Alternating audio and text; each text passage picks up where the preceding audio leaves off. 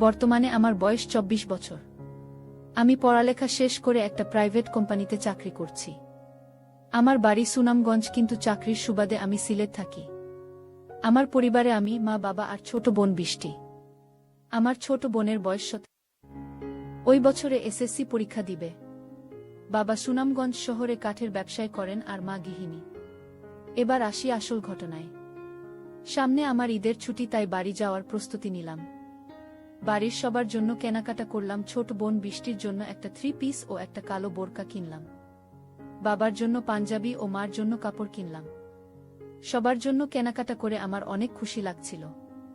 ট্রেনের টিকিট আগেই কেটে রেখেছিলাম, তাই ঈদের 4 দিন আগে বাড়ি দিকে রওনা দিলাম। আর একটা কথা, আমি প্রায় 1 বছর পর বাড়ি যাচ্ছি। চাকরিতে জয়েন করার পর আর বাড়ি যাওয়া হয়নি, তাই সবার জন্যই কম বেশি কেনাকাটা করেছি, বিশেষ করে আমার আদরের ছোট বোন বৃষ্টির জন্য। দীর্ঘ 4 ঘন্টা বাসে করে অবশেষে বাড়ি পৌঁছলাম, কারণ সুনামগঞ্জ শহর থেকে অনেক ভিতরে আমাদের বাড়ি। বাড়ি পৌঁছাতে প্রায় রাত 9টা বেজে গেল। বাড়ি গিয়ে দেখি সবাই ঘুমিয়ে গেছে। মাকে ডেকে তুললাম। তারপর খাওয়া দাওয়া শেষ করে আমিও ঘুমিয়ে গেলাম। অনেক রাত হয়েছে, তাই বৃষ্টিকে আর ডাকলাম না। ভোর 6টায় দেখি ছোট বোন বৃষ্টি ডাকাডাকি শুরু করেছে। রুমের দরজা খোলা ছিল, তাই ও বিছানার পাশে গিয়ে ভাইয়া ভাইয়া বলে ডাকছে আর বলছে, ভাইয়া আমার গিফট কোথায়? আমি ঘুম ঘুম চোখে বলছি, যা এখান থেকে পরে নিস। এখন আমাকে ঘুমাতে দে। কিন্তু ও নাছোড় বান্দা, ও গিফট না নিয়ে যাবেই না। তাই আমার গায়ের কম্বল ধরে টান দিয়ে কম্বল নিয়ে গেছে। আমি লাফ দিয়ে উঠে দেখি আমার অবস্থা খারাপ। আমার তো লজ্জা অবস্থা খুবই খারাপ, আর এদিকে ও খিলখিল করে হাসছে আমাকে এই অবস্থায় দেখে। আমি তাড়াহুড়া করে বিছানার পাশ থেকে উঠলাম আর ভালো করে ওর দিকে তাকালাম। ওকে যেন আমি চিনতে পারছি না। এই 1 বছরে কত বড় হয়ে গেছে। একেবারে অচেনা লাগছে। তার রূপ আর সৌন্দর্য যেন উপচে পড়ছে। আমি এতদিন পর আমার আদরের ছোট বোনকে দেখছি, যেন আসমান থেকে নেমে এসেছে অচেনা এক পরী। আমার ঘরে এসেছে। শেষমেশ বৃষ্টির ডাকে আমার ধ্যান ভাঙল। বৃষ্টি বলল, এই ভাইয়া কি দেখছিস এভাবে তাকিয়ে? মনে হচ্ছে এর আগে কোনো দিন আমাকে দেখিসনি। আমি বললাম, ও হ্যাঁ, আসলে তুই তো খুব বড় হয়ে গেছিস, আমি তোকে তো চিনতেই পারছি না। বৃষ্টি বলল, ভাইয়া তুই আমাকে পরে মন ভরে দেখিস। আগে আমার জন্য কি এনেছিস তা আমাকে দে। আমি বললাম, আচ্ছা দিচ্ছি দাঁড়া। এই বলে আলমারি থেকে ওর 3 পিস আর কালো বোরকা ওকে দিলাম। বৃষ্টি তো খুব খুশি। খুশিতে আমাকে এক আশ্চর্যভাবে ধরল। ওর এই আশ্চর্যভাবে ধরাতে আমার অবস্থা কিছু খারাপ হতে লাগল। একটু পরে বাথরুমে গিয়ে ফ্রেশ হলাম। বাথরুম থেকে বের হয়ে সকালের নাস্তা করলাম। নাস্তা করে রুমে বসে মোবাইলে গেম খেলছিলাম। এমন সময় বৃষ্টি এসে বলল, ভাইয়া ঈদে আমাকে নিয়ে সুনামগঞ্জ চা বাগানে ঘুরতে যেতে হবে। আমি বললাম, ঠিক আছে যাব। তারপর ঈদের আগের 2 দিন আমরা ভাই বোন মিলে অনেক জায়গা ঘোরাঘুরি করলাম। ঈদের দিনও আমরা ভাই বোন মিলে ঘুরতে বের হলাম। বৃষ্টি বলল, অনেক দিন হয় জাফলং যাওয়া হয়নি, চল আমরা জাফলং ঘুরতে যাই। আমি বললাম, জাফলং তো অনেক দূর, আমরা কিন্তু একদিনে ফিরে আসতে পারবো না। বৃষ্টি বলল, আমি এত কিছু জানি না, আমাকে নিয়ে যেতেই হবে। কিভাবে নিয়ে যাবে আমি জানি না, দরকার হলে ওখানে হোটেলে 1 রাত থাকব, তারপরও যাব। আমরা তো আপন ভাই বোন, প্লিজ ভাইয়া তুমি না করো না। আমি বললাম, আচ্ছা মাকে বল, যদি যেতে দেয় তাহলে যাব। আমার ছোট বোন বৃষ্টি খুবই চালাক। সে কিভাবে যেন মাকে রাজি করিয়ে ফেলল। তারপরের দিন আমরা 2 ভাই বোন মিলে বেরিয়ে পড়লাম জাফলং এর উদ্দেশ্যে। যেতে যেতে দুপুর হয়ে গেল। ওখানে গিয়ে আগে থাকার ব্যবস্থা করতে হবে। যেহেতু গিয়ে ওখান থেকে দিনে দিনে আসা যাবে না, তাই আমরা দুজনে মিলে হোটেল খুঁজতে লাগলাম। ঈদের পরে হওয়ায় হোটেল খুঁজে পাওয়া যাচ্ছিল না। অনেক খোঁজাখুঁজি করে অবশেষে ছোট একটা রুম পেলাম, তাও সিঙ্গল। কি আর করা, ঈদের ছুটিতে সবাই ঘুরতে এসেছে, তাই সব বুকিং।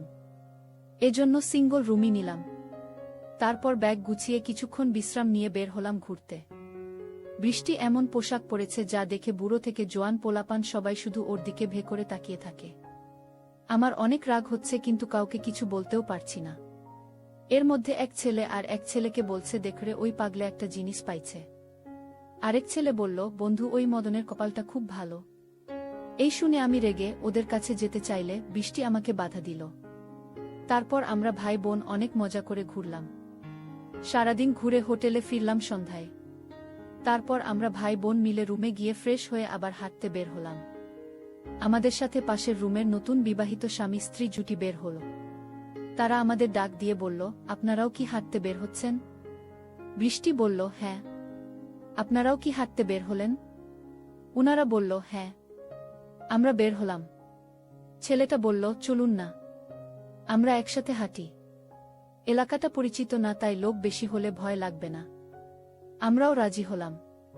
তারপর গল্প করতে করতে তাদের সাথে পরিচিত হলাম। ছেলেটার নাম হল রাকিব, আর মেয়েটার নাম পায়েল। হঠাৎ করে পায়েল বলে উঠল, আপনাদের না দুজনের খুবই মানিয়েছে। মেয়েটির কথা শুনে আমি ভ্যাবাচ্চাকা খেয়ে গেলাম। তখন কি বলবো বুঝতে পারছি না। তখন বৃষ্টি বলল, আপনাদেরও খুব মানিয়েছে। কয় মাস হয়েছে আপনাদের বিয়ে হয়েছে? তখন রাকিব বলল, 2 মাস। তারপর সিয়াম বলল, আপনাদের কতদিন হল বিয়ে হয়েছে? আমি কিছু বলতে যাব, ঠিক তখনই ছোট বোন বৃষ্টি বলে উঠল, এই তো কিছুদিন। আমার যেন আকাশ ভেঙে মাথায় পড়ল। আমার বোন এসব কি বলছে? তখন রাকিব বলল, তাহলে তো আপনারা একদম পারফেক্ট সময়ে হানিমুনে এসেছেন। কিন্তু আমাদের একটু দেরি হয়ে গেল। আসলে অফিস থেকে ছুটি ম্যানেজ করতে করতে 3 মাস পেরিয়ে গেল। তারপরে পায়েল বলল, শুরু করল, আপনাদের কি প্রেমের বিয়ে, না অ্যারেঞ্জ ম্যারেজ? বৃষ্টি বলল, প্রেমের বিয়ে। এদিকে আমার রাগে গা জ্বলছে, বৃষ্টি কেন মিথ্যা কথা বলছে? বৃষ্টি কেনই বা ওদের সাথে এত নাটক করছে? হাঁটতে হাঁটতে রাত 9টা বেজে গেল। তখন আমরা সবাই আবার হোটেলে ফিরে আসলাম। এসে খাওয়া দাওয়া করে রুমে যাচ্ছিলাম ঘুমানোর জন্য। তখন রাইসা বলে উঠল, গুড নাইট, হ্যাপি হানিমুন। মজা করে টাইমগুলো কাটান, এই টাইম আর ফেরত পাবেন না। বৃষ্টিও কম না। সে বলে উঠল, আপনারাও মজা করুন, আমরা তো আজ রাতভর মজাতেই থাকব। আমি রুমে ঢুকে বৃষ্টিকে বলতে শুরু করলাম, বৃষ্টি তুই এসব কি শুরু করেছিস? আমরা ভাই বোন, তুই কি সব ভুলে গেছিস? বৃষ্টি বলল, ভাইয়া কি করব বল। ওরা এমন ভাবে কথা বলা শুরু করবে বুঝতে পারিনি। ভাবলাম 2-একটা কথা বলে আলাদা হয়ে যাব, বা এমন পর্যায়ে পড়ে গেলাম যে আর বলার সুযোগই পেলাম না। এখন আর কি করা? এখানে 2-4 দিন না হয় আমরা স্বামী স্ত্রী হয়ে কাটিয়ে দেই। আমি বললাম, মানে তুই কি বলছিস? বৃষ্টি বলল, আরে ভাইয়া, তোমাকে তো আর সত্যি সত্যি স্বামী হতে বলছি না, শুধু অভিনয় করতে বলছি ওদের সামনে। আমি বললাম, ওহ, তাহলে শেষ পর্যন্ত আপন বোনের স্বামী হতে হবে। আচ্ছা ঠিক আছে, আজ থেকে তুই আমার বউ।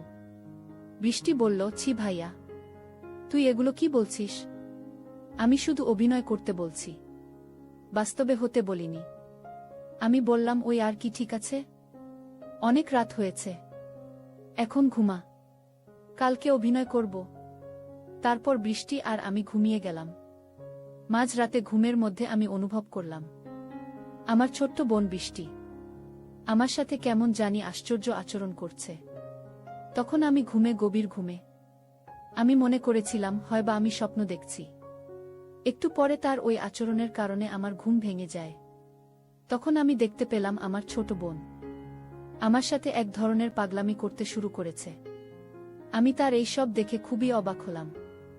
তারপর আমি তাকে বললাম, বৃষ্টি, তুই আমার সাথে এসব কি করতেছিস?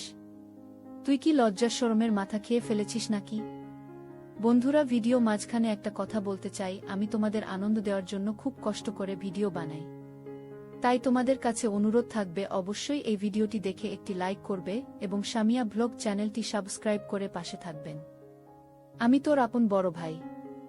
এরপরেও আমি লক্ষ্য করলাম আমার ছোট বোন বৃষ্টি কি যেন এক ইচ্ছা পূরণের আশায় আরও বেশি পাগলামি করছে। রুমের মধ্যে ছোট বোনের এমন আচরণ দেখে আমি রীতিমতো হতবাক হয়ে গেলাম। তখন আমার ছোট বোনের চোখে মুখে শুধু বাসনার রং দেখতে পেয়েছিলাম। আমি কয়েকবার না করার পরেও সে কোনোভাবে আমার বাধা মানছিল না। আমার ছোট বোন হওয়ার পরেও সে কি যেন এক বিশেষ সুখের আশায় আমাকে একটা ধাক্কা মেরে ফেলে দিল। তারপর সে যেন একেবারে পাগল, মানে একেবারে উন্মাদ হয়ে গেল। আমার ছোট বোনের যে এটা কৌশল তা আমি জানতাম। 5 মিনিটের মাথায় আমার ঘুমন্ত আর নিস্তেজ অবস্থায় তাকে এমন করে দিল। আমার কাছে মনে হলো যেন আমি আর কোনোভাবে থাকতে পারছি না।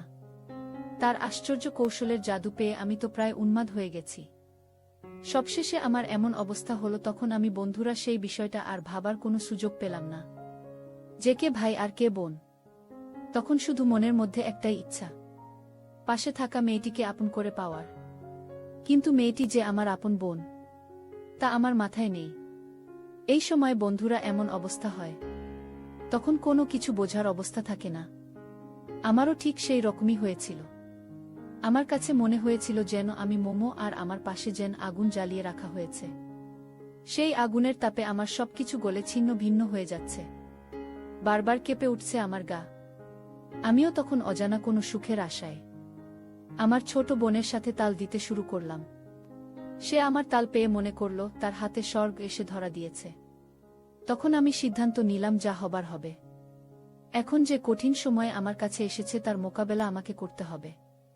ছোট বোনের কাছে কোনো কিছুতেই আমাকে পরাজিত হতে দেওয়া যাবে না। তারপর আমি চরমভাবে নেমে গেলাম। যদিও আমার ছোট বোন আমার থেকে 6 বছরের ছোট।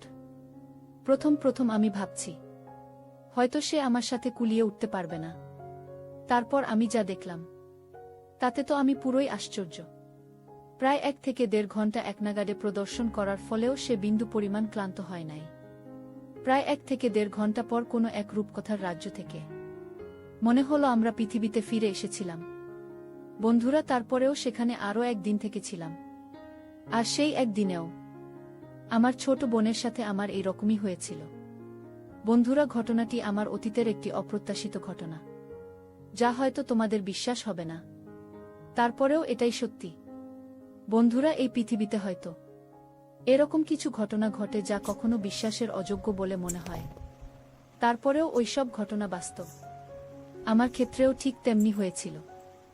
সবশেষে আমি তোমাদেরকে বলবো, বন্ধুরা, যখন কোনো ছেলে অথবা মেয়ে সাবালক হয়, তখন প্রত্যেকটা মানুষ, মানে ভাই হোক, বোন হোক, অথবা বাবা বা অন্য যে কেউ হোক না কেন, তাদের সকলের শালীনতার থাকা প্রয়োজন। একসাথে বসবাস করা, একসাথে থাকা, সব কিছু থেকে পৃথক থাকাই উচিত।